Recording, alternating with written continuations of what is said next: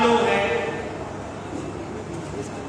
और शायद हम इसको और अच्छा कर सकते थे, और अगर चीज गड़बड़ हो तो विचार करने में कोई बुराई नहीं है। और मेरे साथ तो ऐसे कोई बात हो रहा है, हमारा मुद्दा भी अभी सबसे नीचे था, कब्रगाह में गाड़ दिया गया था, किसी तरह ढूंढ के मैं निकाला तो मेरा मुद्दा वो पाया, और किसी कार्यक्रम में हमको भी सबसे नीचे गाड़ दिया जाता है, तो सब हो जाता है तो बुलाया जाता है। शायद हम जिस मैसेज के लिए आते हैं वो कर नहीं पाते। 3 दिन से मुझे फीवर है, बुखार है, शरीर में तपिश है, लेकिन जो कि हमने समय दिया था इसलिए आना था। आयोजकों से मेरा निवेदन है, ये बहुत क्लियर जान लें, किसी भी प्रोग्राम का जो मेन टाइम हो 2 से 2.5 घंटा, इससे ज्यादा नहीं, 2 से 2.5, इससे ज्यादा अगर कर रहे हैं तो आप अपने से अपने प्रोग्राम को गड़बड़ करें, किसी प्रोग्राम में नहीं। आप लोग बैठ जाइए प्लीज, सब लोग बैठ जाइए। अब तो थोड़ी देर के लिए दूसरा जो हमारा कर्मचारी जमात है उसके साथ समस्या क्या है, आया बैठा इधर उधर देखा, सेल्फी लिया। सेल्फी इसलिए नहीं लेता है कि जब राकेश वर्मा पूछें तो दिखाएं कि देखो मैं आया, पूरा कार्यक्रम उसका 4 मिनट होगा, और इस मिनट को हमने समझना पड़ेगा। आएगा, बैठेगा, अगल बगल देखेगा, अच्छी जगह से सेल्फी लेगा, और चौथे मिनट फरार होगा, और जब राकेश पूछेंगे, अखिलेश पूछेंगे, पांडे जी पूछेंगे, वो सेल्फी डाल देगा। सेल्फी से आंदोलन नहीं जीते जाते, बिल्कुल नहीं जीते जाते। आप लोग भाई साहब क्षमा करें, थोड़ा सा अब आप लोग भाई साहब सब लोग बैठिए प्लीज, आप लोग बैठिए, क्या खाली है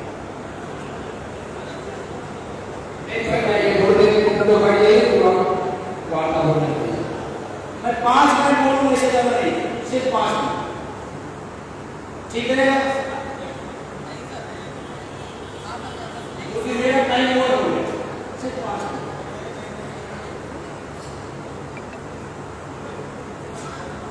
जो विषय महत्वपूर्ण है वो में फोकस होना चाहिए। अगर हम उस विषय से विषयांतर तरफ ज्यादा चले जा रहे हैं तो हमारे लिए आंदोलन नुकसान है। 4 मिनट वाला चला जाता है, जो सेल्फी ले गया। दूसरा, कोई भी कार्यक्रम में 2 घंटा मैक्सिमम, अधिकतम 2.5। इसके बाद आप अमृत पिलाओ, एक कर्मचारी जवाब कहता है मैं किए हूं, मुझे अमृत की जरूरत नहीं। सही है नहीं सही? ये तो जो बेचारे बैठे हैं ये असली पेंशन वाले हैं।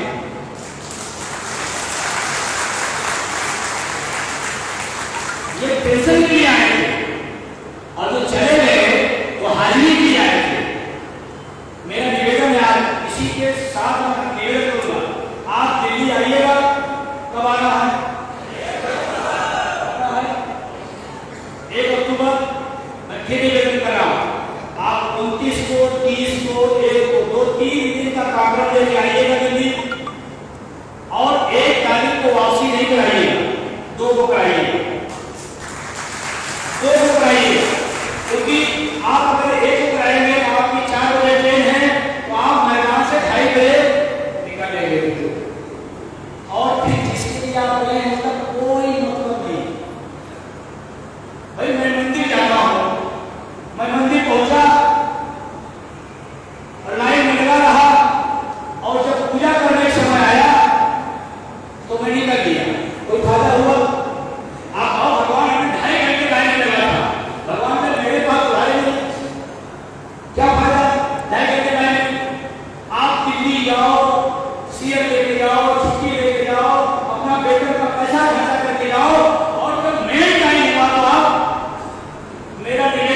एक आदमी से, अगर आप चाहते हैं कि आपकी पेंशन मिले तो 1 अक्टूबर की वापसी नहीं होगी, आपकी 2 अक्टूबर पूरे टाइम डटे रहना। ये बात सबको बताना, ये सारे लोग देख रहे हैं, अपने अपने ग्रुपों में लीजिए कि आप वहां पूरे टाइम 1 अक्टूबर को पूरे टाइम डटे रहना। इससे लड़ाई है पड़ोसी से, संगठनों के मठाधीशों से, सत्ता से लड़ाई है। और आज भारत की नहीं पूरी दुनिया की जो सबसे ताकतवर सत्ता है उससे लड़ाई है।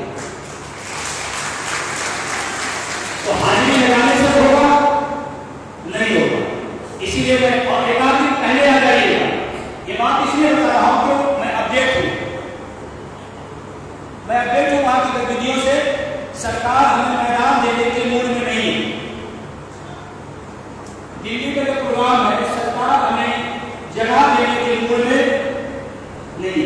तो क्या करें? कार्टन पेंसिल बिल्कुल नहीं, चौकसिया भी है, पेंसिल तो नहीं है। 1 अक्टूबर कार्टन पेंसिल क्योंकि जगह नहीं मिल रही है, हमारी टीम को परेशान किया जा रहा है। आप जगह 2 जगह लगा दो, दिल्ली के दिल में हम 1 अक्टूबर को जगह बनाएंगे।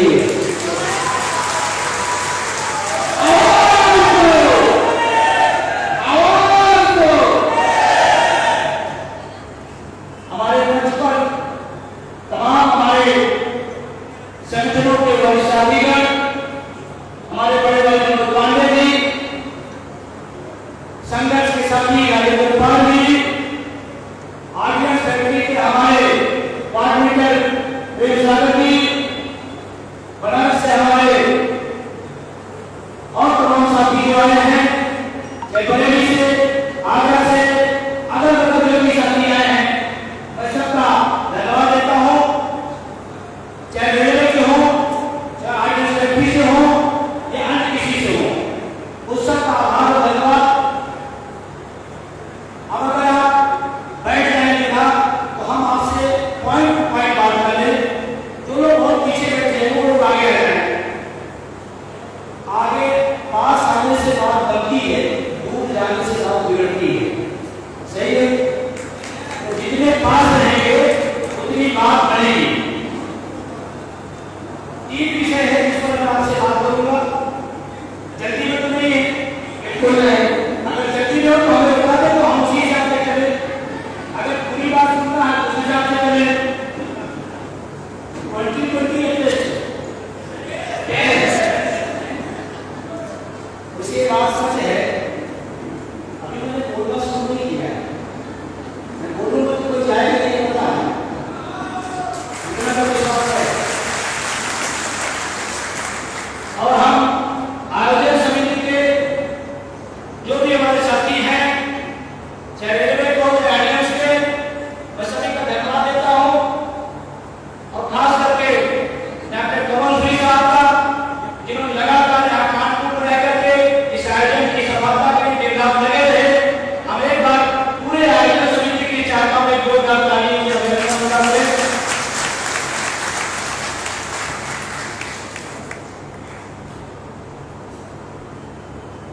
हमारे साथ विक्रमादित्य मौर्य जी, ललित लहरी जी, नरेश जी चल के आ रहे हैं, उनका भी आभार।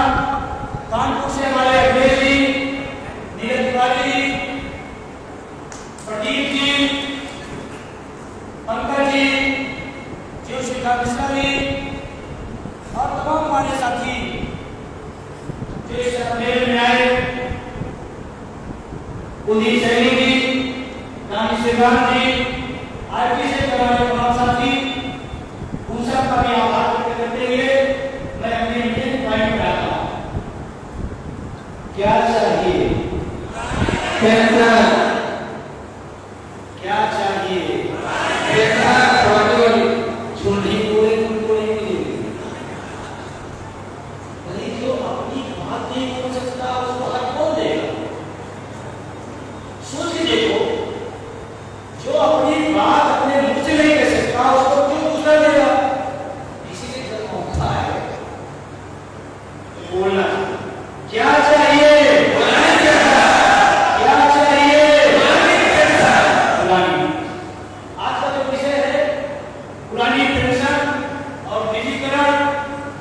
ये टॉपिक है, ये विषय है, ये समस्या है, इस पर बात होनी है।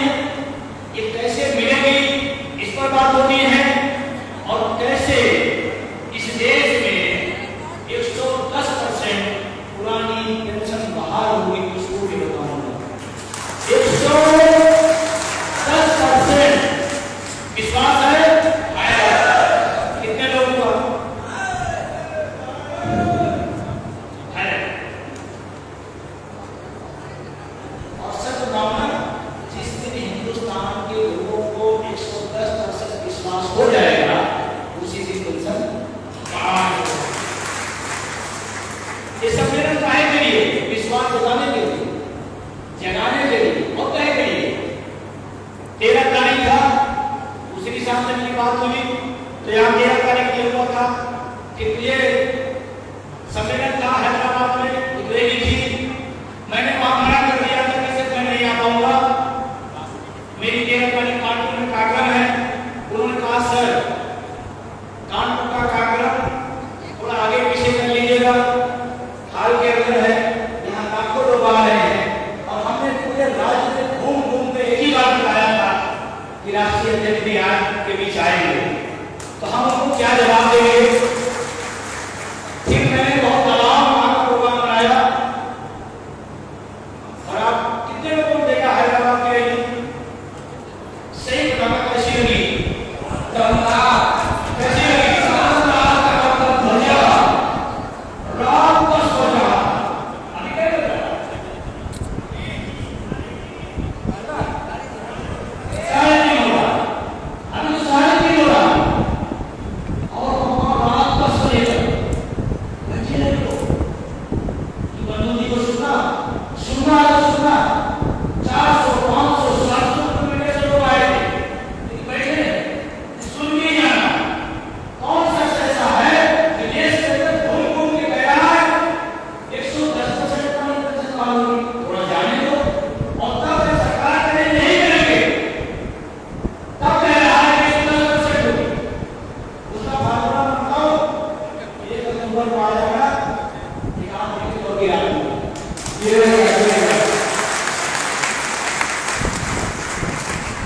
अभी कितने मिनट हैं?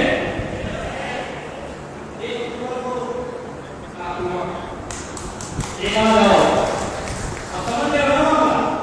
आना चाहिए क्या? बिल्कुल।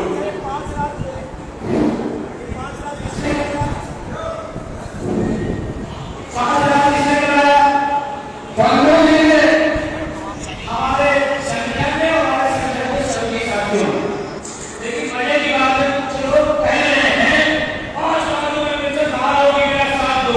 ये नहीं बताते बाहर किसने कराया, ये नहीं बताते, ये बताया नहीं। और अपने संगठन हो रहा है कि 5 हमने करा, 5 आपका स्वागत है, स्वागत। कोई दिक्कत बिल्कुल नहीं। मैं कह रहा हूं कि भाई साहब क्या लेके आए? एक तीन पीछे रखवा लीजिए, बाकी नहीं हो जाती। इतनी साल से मेरे साथ, इतनी साल से पूरे टाइम रहा, कुछ नहीं आया। जब मैं बनाने का तो चाहेगा, तो ये रहा, तो ये वाला है। ये बात कोई भी याद है। और एक चार में लेते देश फेंकते थे, दूसरा फेंक सकता है।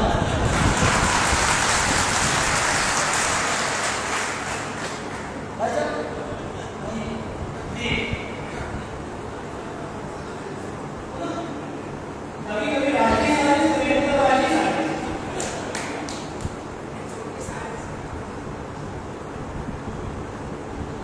1 अक्टूबर को आना है, लेकिन इस विषय की बात कर रहा हूं।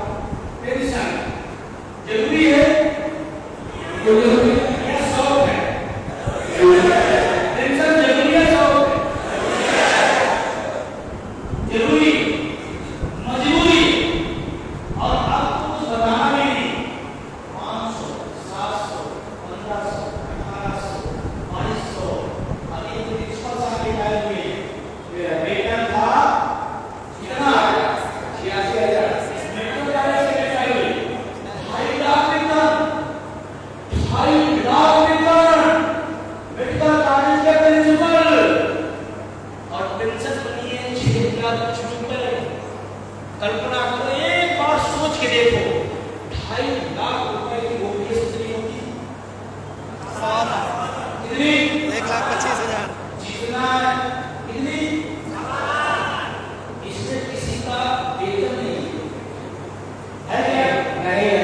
100 लाख किसी का वेतन नहीं, उनका पेंशन बनती। अगर ओपीएस होती तो मजे की बात, मैंने उनसे बात किया फोन करके, सर ऐसा कैसे हो गया?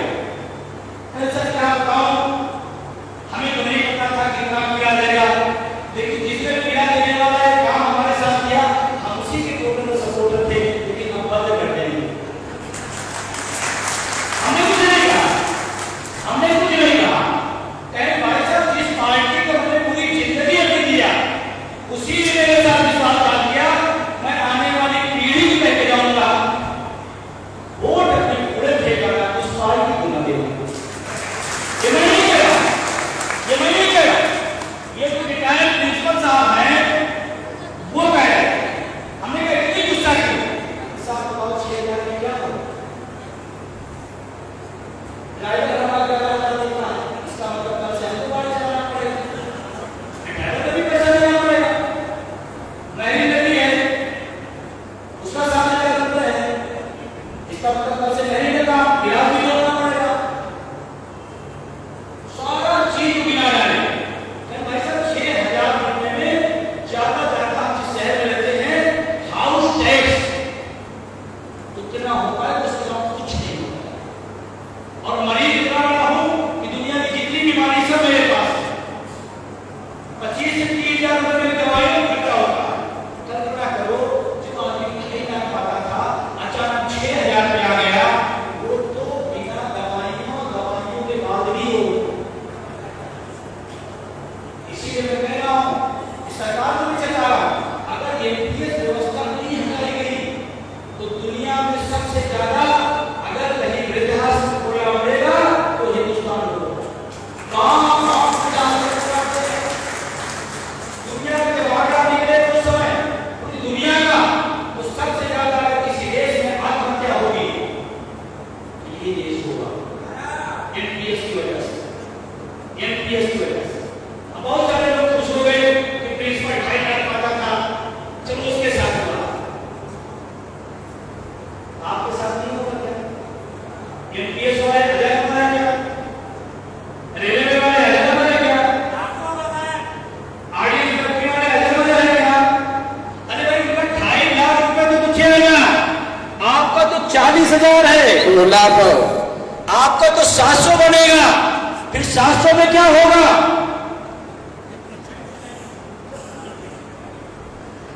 नाराज है क्या भाई साहब? वो देखिए नारा, भाई साहब मैं 700 रुपए नहीं दूंगा, वो सरकार देगी, हम थोड़ा कह रहे हम देंगे।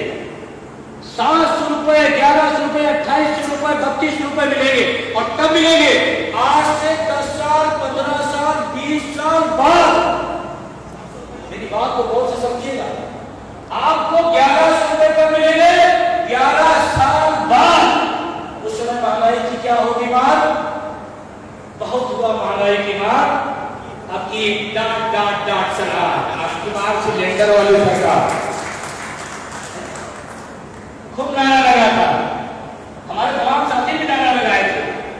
एक हमारे बहुत परम मित्र हमारे सरदार उनके भी हुए, ऐसे बात होने लगी, हमने कहा भाई साहब 400 में सिलेंडर महंगा और 1300 में सस्ता, ये दुनिया का अहसास हमको समझाओ पड़ा।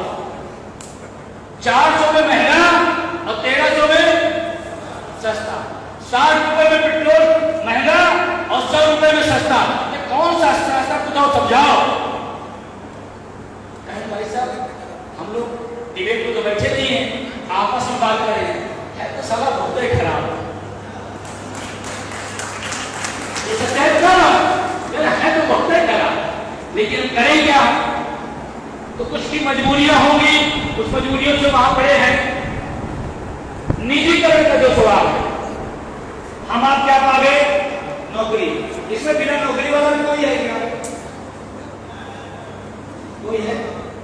इसका मतलब 100% नौकरी वाले लोग बैठे, ठीक है ना? अब आप आप नौकरी पाए हो, आपका 40,000, 50,000, 60,000 वेतन है, तब आपका काम इस महंगाई में, बोलो यार, ज्यादा अमीर लोग हैं क्या कानपुर में? कानपुर ज्यादा अमीर लोग हैं क्या? 50,000 में काम चल रहा है क्या? कैसे काट रहे हैं? हम भी उसी से आते हैं, आप भी उसी से आते हैं। जब 50,000 में काम नहीं चल रहा है तो आपका बेटा डिजिटल हो जाएगा, तो 50,000 वाली नौकरी वो आउटसोर्सिंग में जाएगा 5,000 वाली। कितने में उसका काम चलेगा? निजीकरण का विरोध क्यों करना है, इस बात को आप समझो। आउटसोर्सिंग मैं गारंटी देता हूं, अगले दिन अपने बच्चे किस क्लास में आगे पढ़ेंगे, किस स्कूल में आ रहे, किस क्लास में है, कितनी फीस है? आपका बच्चा जो पढ़ रहा है उसकी बात करो। आपका बच्चे की फीस कितनी? 5,000 देखिए 5,000 निकला। आप महीने में बच्चे की फीस दे रहे हो 5,000, और जब वो पढ़ने तक नौकरी करेगा उसकी तनख्वाह कितनी आएगी? क्या आप चाहते हैं कि आपका बच्चा 5,000 रुपए की नौकरी करे? क्या कोई ऐसा है तो निजीकरण के समर्थन कर रहा होगा? कोई एक बात और विरोध कितने लोग कर रहे हैं? ये बात मैं मठा की से आगाह कर रहा हूं। अगर 2004 में हमारे लोगों को आगाह किए होते तो आज हम पेंशन से वंचित होते। इसीलिए हम निजीकरण पे आज आगाह कर रहे हैं। आने वाली पीढ़ियां जानेगी, इतना बुरा हाल होगा, इसे आज लड़ना पड़ेगा। अपने बच्चे के लिए लड़ोगे या नहीं लड़ोगे? निजीकरण आपके बच्चे का सवाल है, ये प्रिय साहब का सवाल है। इसीलिए केस ने दोनों काम को एक साथ किया। और मैं गारंटी देता हूं, आप जो हमारे दबाव में पुरानी पेंशन चिल्ला चिल्ला कर रहे हैं, अभी भी निजीकरण नहीं बोल रहे, जबकि एमपीएस से ज्यादा खतरनाक। लेकिन कब बोलेंगे? जब हम 2-4 दिन निजीकरण कर देंगे और उनको लगेगा माहौल बन गया तो आ जाएंगे। सही है, थोड़ा सचेत रहना। मैं इसलिए नहीं कह रहा हूं मेरे किसी दुश्मनी है, लेकिन मेरा कार्य है, चाहे लड़ाई लड़ी जानी चाहिए था, चाहे जाने में चाहे अनजाने में गलती की गई, लड़ाई नहीं लड़ी गई, इसीलिए हम उसका दर्द झेल रहे हैं।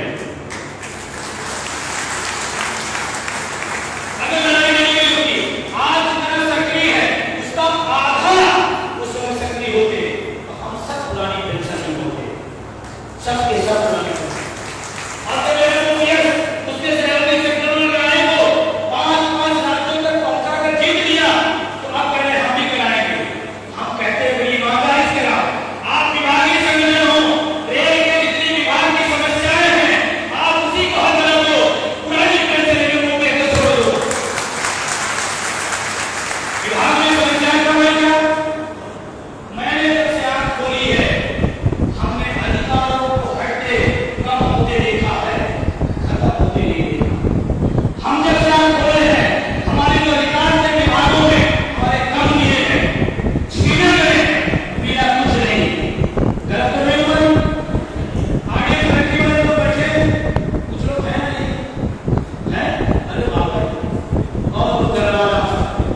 आपकी बात में थोड़ा सा चलूंगा। अंग्रेजों की सरकार थी, ऑर्डिनेंस फैक्ट्री पर एक बिल लाया गया कि अगर धरना प्रदर्शन करेंगे, का मामला था 22-20 जब वो बिल आया था, सब में कौन था? 21 था। 2021 में अंग्रेजों की सरकार थी,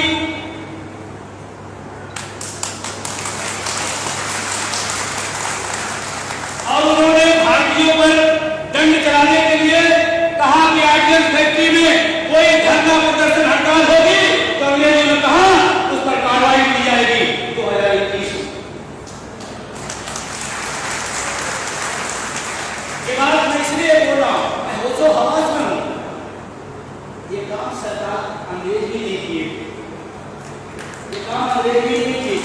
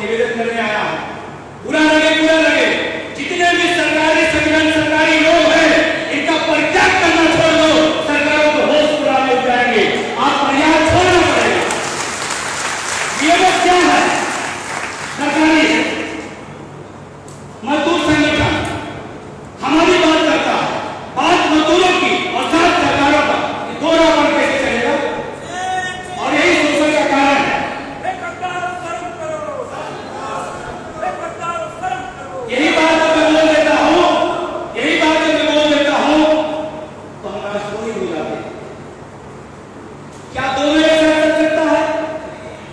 एक बड़े नेता है, मैं जिम्मेदारी से कह रहा हूं, कहने पुरानी पेंशन हम गिराएंगे और वर्तमान सरकार का प्रचार कर रहे थे, प्रूफ मेरे पास है। हो सकता है क्या वर्तमान सरकार और वो पीएस दोनों दो सिक्के, एक सिक्के के दो पहलू, या तो ये रहेगी, आपको क्या करना पड़ेगा, इधर भी उधर भी। और शायद इसीलिए कर्मचारियों को शोषण हो रहा है, क्योंकि बड़े नेता मंत्री के साथ बैठ कर मुस्कुराते हैं, वहां से हड़ताल करने जा रहे हैं, हमारे कहते हैं आंख से आंख लगा देना, ईंट से ईंट गिरा देना, वहां मंत्री के साथ बैठ के कहते परेशान अध्यक्ष तो नहीं हूं, महामंत्री तो नहीं हूं, कुछ नहीं होगा। मैं कहना नहीं चाहता था, लेकिन जिस तरह के इस आंदोलन को तोड़ने का, कमजोर करने का काम हो रहा, इसलिए मुझे आपको बताना जरूरी है, इसलिए बताना जरूरी है। आइए बैठने वाले बात खड़े हो जाए, खड़े हो जाए और दिल पे हाथ रख के कहिए, दिल पे हाथ रखिए। आपके खिलाफ जो बिल लाया गया, क्या यह सही है? आप मजदूर हो कि गुलाम हो? आप मजदूर हो सकते, गुलाम नहीं हो सकते। और ये जो नियम लाया गया, ये गुलामी का दस्तावेज है, मानते हैं मानते हैं? यही बात जब मैं बोल दूंगा तो लोग कहते बढ़ गई, लोग कहते विजय बंधु सरकार का विरोध करता है, गलत बात है। हम अन्याय का विरोध करते हैं और आप अन्याय करते हैं तो हाँ आपका विरोध करते हैं।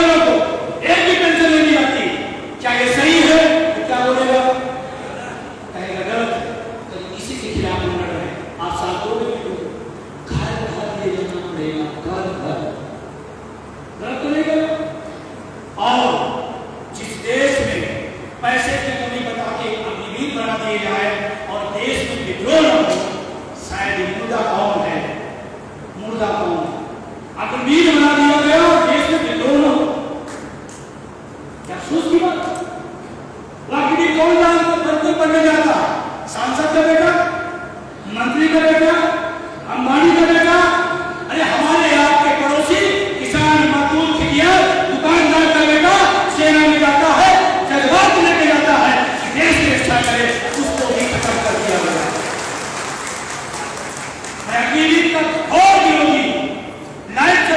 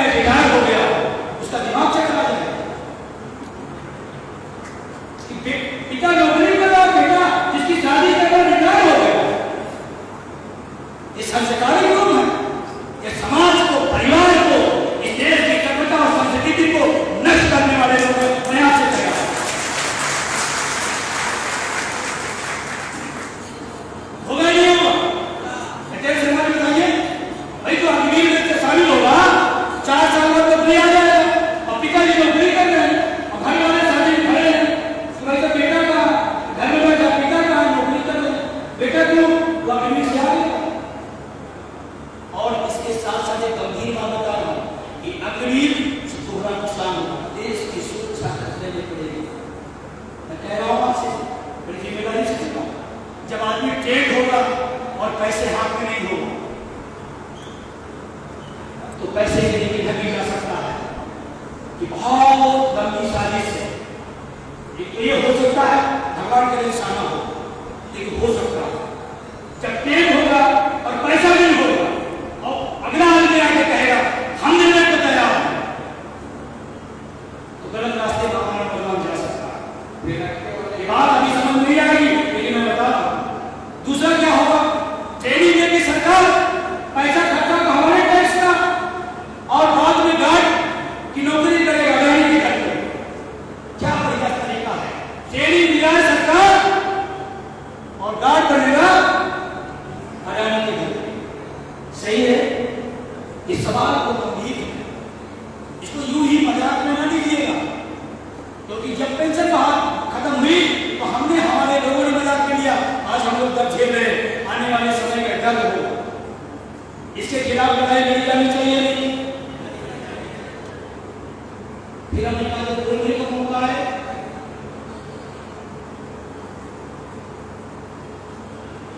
बोलो और पढ़ा करिए। नौजवानों से मेरा निवेदन है, तो आप पढ़ा करिए। अभी आईपीसी पीसीसीएम पुलिस के जितने थे परिवर्तन कर दिया गया आईपीसी की धारा में, कहा गुलामों के जमाने का है, ये गुलामी का प्रतीक है। क्या ये गुलामी का प्रतीक है?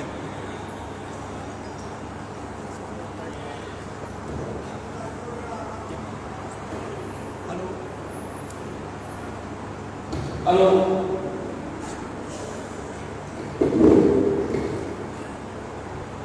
कोई माइक पे सरकार का भी नहीं है,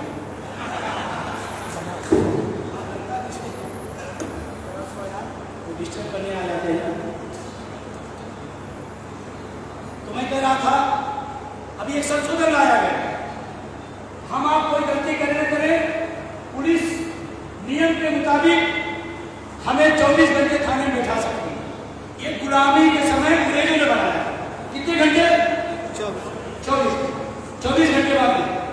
फिर अगर वो न्यायालय में जाती है तो 14 दिन का रिमांड ले सकती है, 15 दिन नहीं, चाहे तो कोर्ट तय करे। अभी संशोधन जो हुआ, जागरूक होइए, पढ़िए। अभी संशोधन हुआ कि गुलामों के समय में जो कानून खत्म किया जा रहा है, अब 90 दिन का रिमांड आजादी के समय। अब तो 14 दिन आपको बैठाया जा सकता था, अब कितना की जरूरत? 90 दिन। वो किनारे हैं, आजादी का हमें नया भारत। और आपको जानकारी और दे दूं, जागरूक होना जरूरी है, पांडे जी जागरूक होना जरूरी है। एक जानकारी और दे दूं, अभी आतंकवादी घटनाओं में कार्रवाई होती थी। आतंकवाद, देश की सुरक्षा खतरा होगा, अखंडता का खतरा होगा तो कार्रवाई होगी, या ये करेगा तो आतंकवादी घटना मानी जाएगी। अभी जानते संशोधन में, आजाद भारत में, नए भारत में कहा गया ये करेगा अगर धरना प्रदर्शन करेगा और सरकारी संपत्तियों का तोड़ फोड़ होगा, वो भी आतंकवादी घटना मानी जाएगी। मतलब समझ रहे हैं? मतलब समझ में आ रहा? अब कोई धरना प्रदर्शन मतलब मोहल्ले में बिजली की चीज नहीं आ रही है, मोहल्ले में लोग सड़क पे आ गए, धरना देने लगे, तो आतंकवादी घटना में आ गया। जिनको रोकना तो उसको रोक नहीं पा रहे हैं। 3 महीने से मणिपुर जल रहा है और मोहल्ले में बिजली पर धरना, आतंकवादी घटना। बहुत कठिन चीजें हैं। और इस बात को मैं इसलिए कह दे रहा हूँ क्योंकि बुद्धिजीवी अगर नहीं समझेगा तो अनपढ़, गंवार, आदिवासी नहीं समझेगा।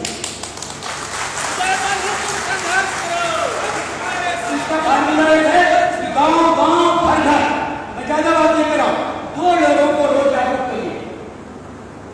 नेपाल जी, लड़ाई अकेले की नहीं रहती है, लड़ाई आगे बढ़ रही है, आगे बढ़ी है। वैचारिक रूप से आप किसी पार्टी के समर्थक हो, मुझे उस पर राज नहीं, लेकिन बुद्धिजीवी होने नाते अगर मेरे पेट पर कोई लात मारेगा, इतना समझदार हूं, हम भी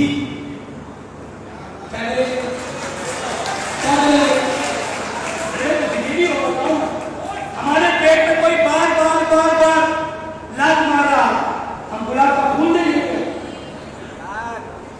गुलाब का फूल नहीं लेते। मैं तो कहता हूं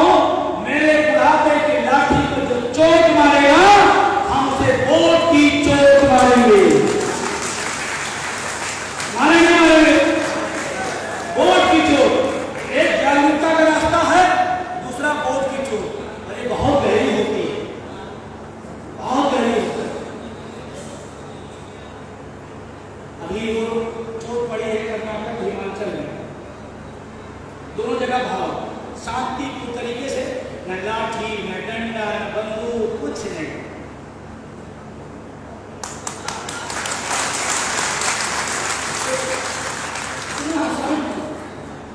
यार इतना आसान, तो आदमी महाभारत देखो, रोज बलराम तलवार, फरसा, हाथी, घोड़ा, काट पीट, मार पीट, कुछ नहीं करते।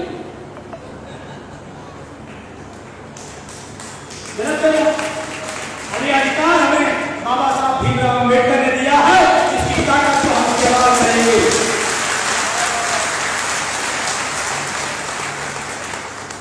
ये हमारा संवैधानिक हक है और हम कर्मचारी होने पर इस देश के नागरिक हैं और उसके पहले उसके बाद हमें वोटर है, फिर हम कर्मचारी। गलत है तो वोट की चोट दे सकते हैं। अभी इस पर कुछ लोग अपना हाथ नीचे करेंगे, साहब मेरी पार्टी का सवाल है, मेरे विधायक जी कैसे होगा, मेरे सांसद जी का, अपनी सांसद जी का क्या होगा, और सांसद जी संसद में बैठ पहले हम टेंशन नहीं देंगे और उनका समर्थन कर हम उनको जिताएंगे। दर्शक को जीती हो वो चिल्ला भी उत्तर प्रदेश विधानसभा चुनाव में सरकार पूरे खुलेआम कह रही हम टेंशन, लेकिन उस पार्टी के कुछ समर्थक हम जिताएंगे नहीं। बुद्धिमान है क्या कहा जाए उनको? बोलो भाई। अब तमाम लोग सोच रहे हैं ये गलत बंधु कह रहे हैं, हमारी विचारधारा का मामला, वो विचारधारा भाड़ में जाए जो हमारे पेट में लाज मारे।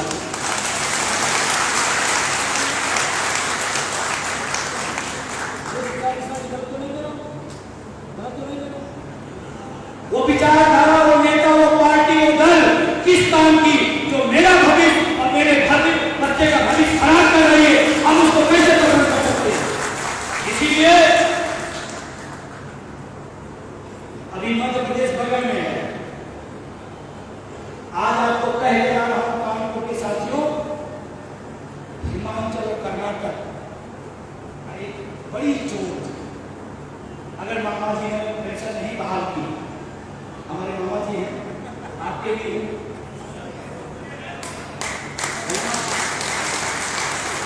और हम उससे बार-बार कह रहे हैं, आपको ऐसे सनातनी पार्टी के नेता हो, शास्त्रों वेदों का बड़ा ज्ञान है, वेद पढ़ो। मामा भांजे की जब लड़ाई हुई है तो हमेशा भांजा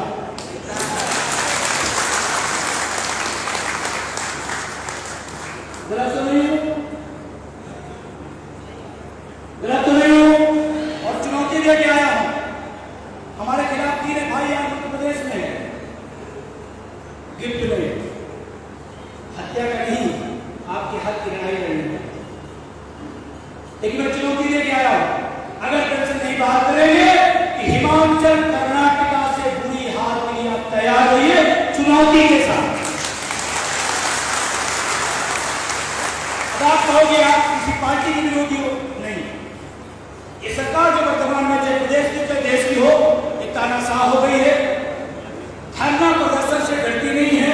अगर डरती तो जंतर मंतर पर हमारी बहन बेटियां जिन्होंने तिरंगा लहराया था, हमारे देश की शान थी, चिल्लाते चिल्लाते थक गई, लेकिन सरकार को झूठ लेगा तो मेरा विश्वास अब उससे टूट गया है। अब इसीलिए वोट की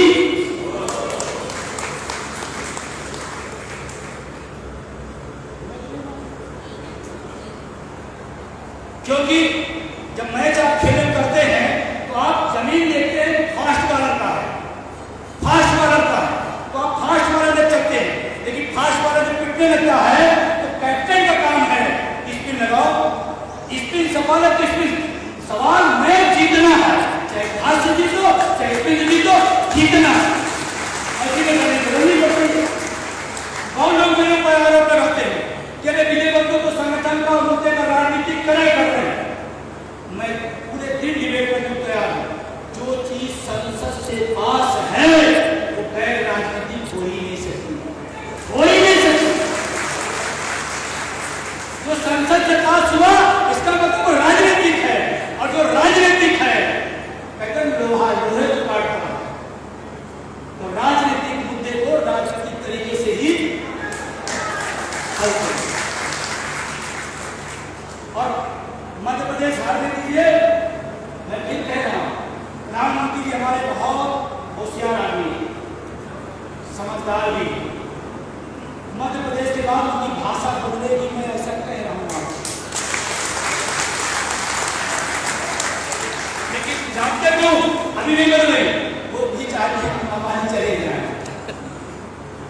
इस सूत्रों के हवाले से सूत्र चलते, सूत्र कोई चीज सूत्रों के हवाले से। तो मैं कह रहा हूं वो खुद चाहते हैं मामा जी निपट जाए, उसके बाद भाषा बदले। और भाषा जब बदलेगी तो जानते क्या होगा? रात 8 बजे परिवारजनों, भाइयों बहनों, हमने इतना बोल दिया तो बंद कर दिए। अब आ गया परिवारजनों, सुना ना? 15 अगस्त सुना था? एक बार भी उन्होंने भाइयों बहनों की बात नहीं की, परिवारजनों। उनका ये केवल इनको पीएस वाले पागल कर दिए हैं, अब छोड़। तो रात 8 बजे उन्हीं की भाषा में भाइयों बहनों मित्रों, जैसा कि मुझे पता चला है देश का 85 लाख शिक्षक कर्मचारी पुरानी पेंशन से वंचित है और मेरे रहते ही 2-3 मिनट का और निश्चित तौर से रोजगार की पीड़ा मिली है कर्मचारियों को। जैसे इसमें नेहरू का योगदान 2 से 2.5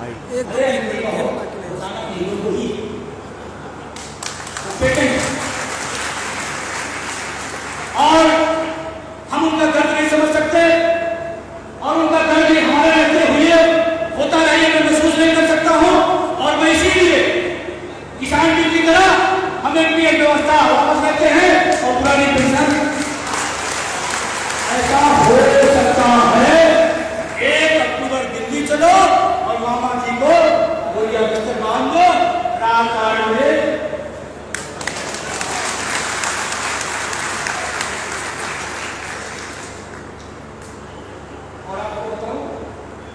अंदर खाने के बाद बहुत उधार है।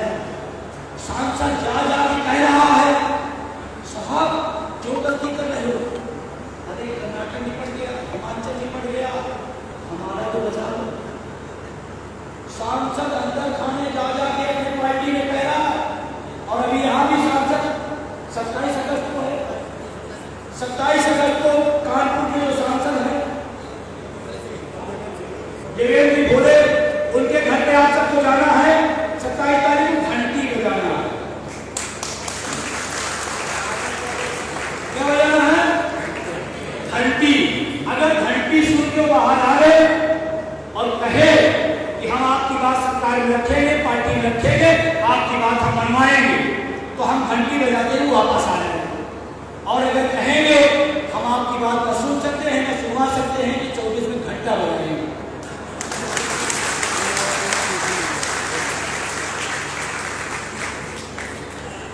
ये घंटी वाला कागज इसीलिए मैं रखा कि पहले जाके एक बार भाइयों बहनों टिन टिन टिन घंटी, दूसरी तरफ अगर सुन लेते हैं तो अच्छी बात, हमें कोई पार्टी से मतलब नहीं है। हम तो कहते हैं 1 अक्टूबर को हम आ रहे हैं, पूरा देश आ रहा है, प्रधानमंत्री जी आप आइए, हमें पुरानी पेंशन का सौगात कीजिए, हम आपको माला पहना देंगे।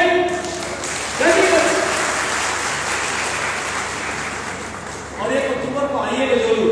मैं आपसे कह रहा हूँ, हो सकता है आपकी मुलाकात प्रधानमंत्री से हो। मैं कह रहा हूँ किसानों को समझोगा, इसीलिए कुछ ताकत के साथ आइए। कुछ पता चल रहा है उनकी भी रैली अच्छी आने वाली है, और मैं तो चाहता हूँ प्रधानमंत्री की रैली हो और एनपीएस वालों की रैली हो, आमने सामने हो, उनकी 1 लाख हो, आपकी 5 लाख हो, मजा आएगा।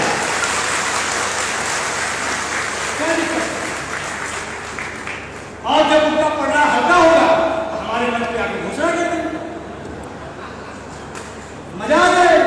क्यों भाई गलत कह रहा हूं?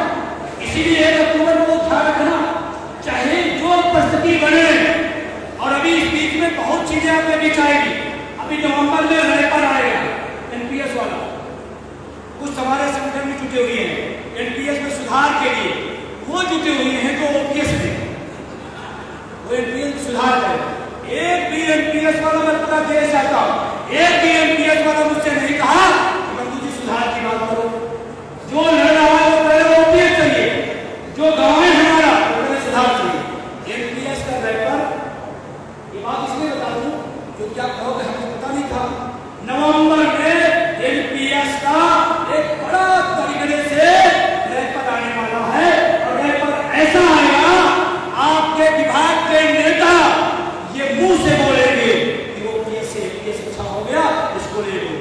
लेकिन वो नहीं देंगे, आपको दिलवाएंगे और वहां पीठ थपथपाएंगे। देखो हमने सरकार से तुम्हारी बात मनवा दी, तुम जय जयकारा करो। सरकार कहेगी देखो तुम्हारा आंदोलन मैंने खत्म करा दिया। हमें कुछ तो सोचो, ऐसा होने वाला है। और मैं अभी तक जो लोग मेरे पुराने बच्चे हैं, मैंने जितनी बात कही वही हुआ। नवंबर में एमपीएस का नया रैपर आएगा और रैपर जब आएगा सरकार का ना, तो हल्के फुल्के नहीं आता, आपकी बुद्धि मर जाएगी और ऐसे समझाया जाएगा बड़े बड़े टीवी चैनलों से, साथियों से कि आप ऑडियंस की हमारी कितनी तनख्वाह है, 35,000, 1.5 करोड़ मिलेगा एमपीएस, 1.5 करोड़ रुपए। आप कहो यार ये मेरे बंधु पागल है, चलो ले लेते छोड़ देते, 1.5 करोड़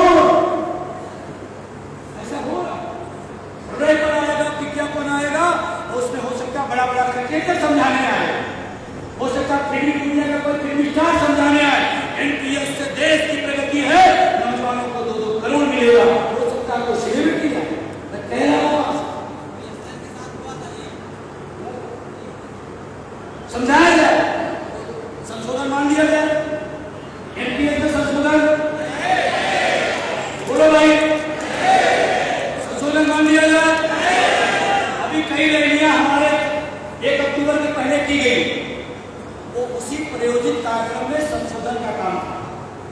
जब 4 मार्च को हमारी टीम ने पूरे देश में ऐलान किया 1 अक्टूबर को हम जाएंगे, तो उसके पहले क्या जरूरत थी? अगर आपको ओपीएस से हमदर्दी है, नौजवानों से हमदर्दी है, तो आप कहते विभाग की लड़ाई हम लड़ेंगे, पुरानी पेंशन में 1 अक्टूबर को हम भी दिल्ली चलेंगे, तब तो हम मानते हैं क्या हमारे साथ। और अभी और होंगे, अभी दिल्ली में 1 अक्टूबर के पहले और होंगे, अलर्ट रहना। तो रैपर तैयार है, मैं तो कहना चाहता हूं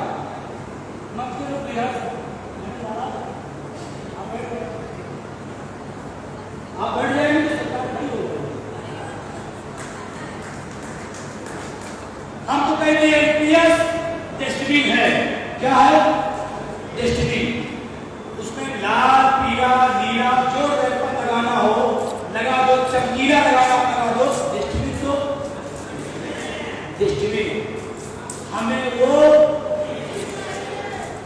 अमृत काल है और हमारे जीवन का अमृत है ओपीएस। अमृत काल चल रहा है ना, अमृत काल चल रहा है और हमारा अमृत क्या है? ओपीएस। हमें अमृत दे दो भाई, हमें डस्टबिन नहीं चाहिए। तैयार है? संशोधन या ओपीएस? ओपीएस उनके सहयोगी संगठनों की पहली और अंतिम मांग, हूबहू पुरानी पेंशन, हूबहू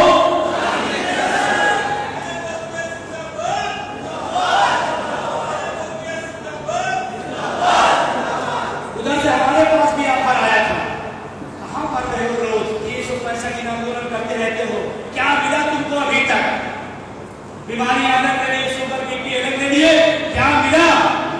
बहुत कुछ है, लिया जाए क्या? नहीं। हमने कहा हमने एक संकल्प लिया है इस देश में 110% पुरानी पेंशन बहाली का, और तब तक हमारा अभियान जारी रहेगा जब तक हूबहू पुरानी पेंशन।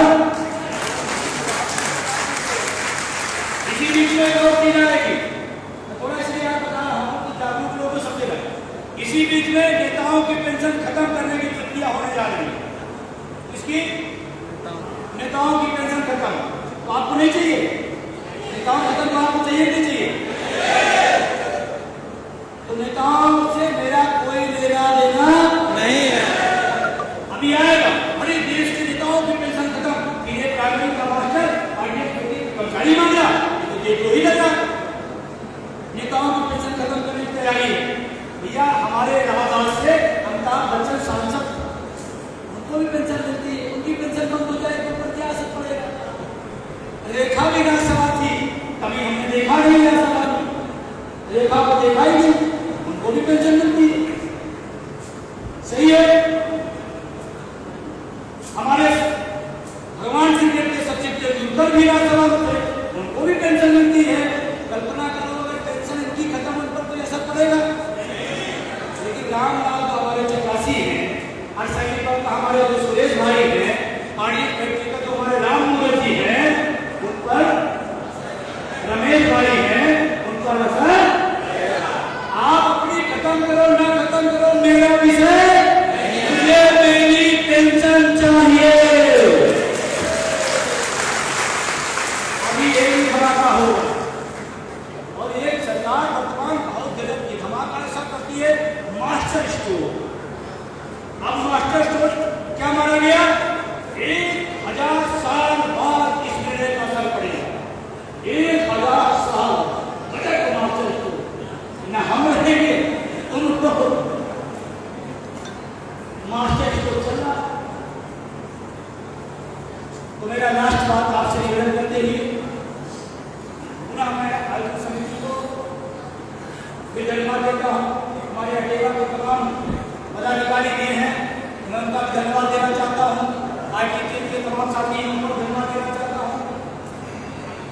हमारे राजनीति के तमाम साथी आए हैं, तो सभी को धन्यवाद। आप बचे रहिएगा, धन्यवाद देते हुए लास्ट निवेदन, 1 अक्टूबर आपका फैसला है, आपकी मर्जी है, आप अपने भविष्य के लिए 1 अक्टूबर दिल्ली आए। आपको लगता है कि मेरे भविष्य के समान नहीं है, तो अपने घर में आप बैठे।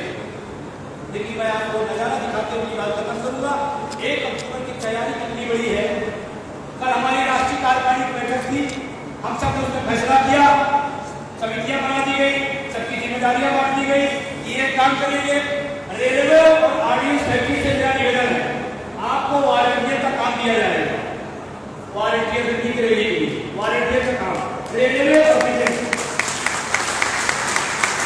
वो देश की सुरक्षा करते हैं और रेल देश की रक्षा करती है। तो वहां रेल की सुरक्षा की जिम्मेदारी आप दोनों विभाग पर है। तैयार है? अपने अपने विभाग से सारे लोग मिलकर के कम से कम 100 लोगों की 100 लोगों की रेल से, 100 आरडीएस फैक्ट्री से 200 लोगों हमें वॉलंटियर चाहिए। उनका नाम, पता, मोबाइल नंबर चाहिए, जैसे उन्हें कार्ड मिल सके और उनकी ड्यूटी बता दी जाएगी। 2 दिन पहले आपको आना रहेगा। आपको जो ऐसी जिम्मेदारी लोग हैं, जो पदाधिकारी हैं राष्ट्रीय टीम के और जो वॉलंटियर होंगे, वो वहां पर 29 तारीख को ही आ रहे हैं। 29 तारीख को आपको काम बता दिया जाएगा, क्योंकि आपके लिए मौका है कि इतने बड़े यज्ञ में आपको इतनी बड़ी जिम्मेदारी मिल रही है, आपको सौभाग्य है। और हमने इसीलिए रेलवे और आरडीएस फैक्ट्री को चुना।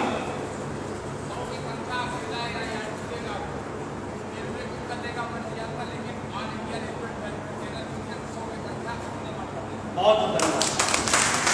ये होता है हम आगे बढ़ के जिम्मेदारी लेने का, और जो दुनिया में जिम्मेदारी लेता है वही आगे बढ़ता है, वही चीजें देखिए और समझना पड़ता है, आगे बढ़ के जिम्मेदारी देखिए। तो एक जिम्मेदारी ये होगी, दूसरा अकेले नहीं आना। आपके आजू बाजू में 2-4 लोग मिल रहे हैं, उनको तैयार कर लीजिए। आजू बाजू में आपके संबंध बहुत खराब हो तो घर में तैयार कर लीजिए। घर में संबंध ना हो तो पड़ोसी कहीं से भी तैयार कर लीजिए, लेकिन अकेले नहीं आना। अकेले नहीं आना। पेंशन मिलेगी पूरा परिवार खाएगा, तो संगठन में पूरा परिवार है। और 2 दिन पहले आ जाना, दिल्ली घुमाना, घरवाली भी कहेगी लाल किला कभी नहीं देखा, इसीलिए पहाड़ी देख लिया। तो महिलाओं को इसलिए बुला रहा हूँ कि जब हम आगे निकलेंगे तो हमारे जो सेवानिवृत्त लोग हैं वो और महिलाएं आगे रहेंगे। बुढ़े आगे, उसके बाद महिला, उसके बाद हम लोग। चलाओ लाठी। वरिष्ठ नागरिकों पर इस सरकार ने लाठी चलाया। यहाँ की मीडिया कवर करेगा, मेरे BBC कवर करेगी। वरिष्ठ नागरिकों आगे, वो हमारे साथ तैयार है। कम से कम पूरे देश से जो सेवानिवृत्त हो गए हैं, वो कह रहे हैं मेरे बंधु, आप इस लड़ाई में दिल्ली में 10,000 सेवानिवृत्त लोग आ रहे हैं। और महिलाएं हमारा करना क्या, मैंने कितनी आ रही हमारी प्रदेश की साधवानी है, जो शिक्षा इनके हल्के फुल्के बना जाएंगे। बहुत जज्बात और जोश है, बहुत जोश है, और इनकी तैयारी बहुत जबरदस्त चल रही है। महिलाओं की बहुत बड़ी टोली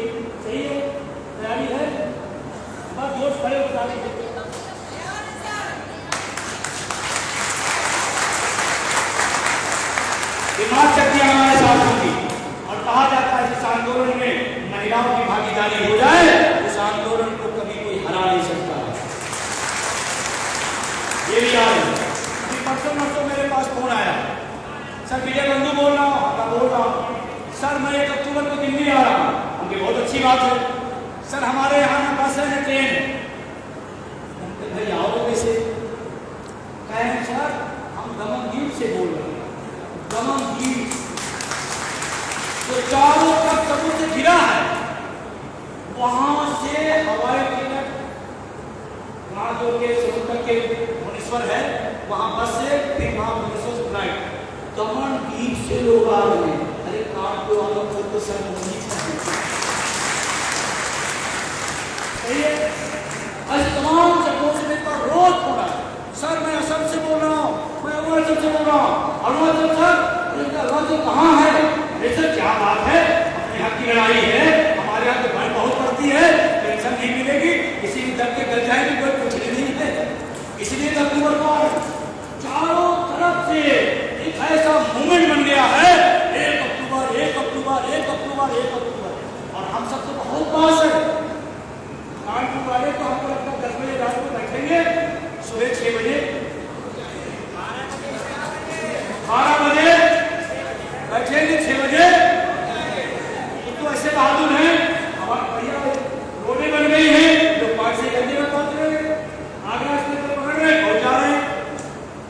बहुत पूरे देश में मूवमेंट है, और मुझे खुशी होती है कि इस आंदोलन में विभाग पद संगठनों की सीमाओं को तोड़ करके नौजवान खड़ा हुआ है।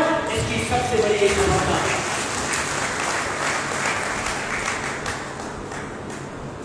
भारत माता की, भारत माता की, भारत माता हम सब की पेटेंट छोड़ो है, कोई लगा सकते हैं, लोग नहीं लगा सकते, क्यों भाई? तो पूरी आयोजन समिति को फिर से धन्यवाद। आप सब यहाँ लास्ट में थोड़ा 2-4 मिनट अगर लास्ट में रहे तो करना चाहिए।